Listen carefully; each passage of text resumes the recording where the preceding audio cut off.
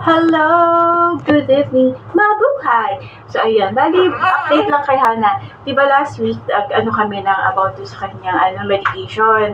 So, yun, bali, as per doctor's instruction and reseta, bali, 7 days yung aming pag-inom ng gamot. So, yesterday, yung last na inom ng gamot niya. So, alam mo yun, mahirap kasi although masarap yung lasa ng mga gamot, inikwan ko naman, syempre, para alam ko kung bakit siya nagaan. Or siguro talagang naninibago lang siya dahil, syempre yung mga liquid yung mga syrup, gano'n. So, ayun, tapos ang isa pa nakakatuwa sa kanya, yung pagpapainom ko, kasi yung last na pinapati ko siya every day for 7 days is yung matulikwas.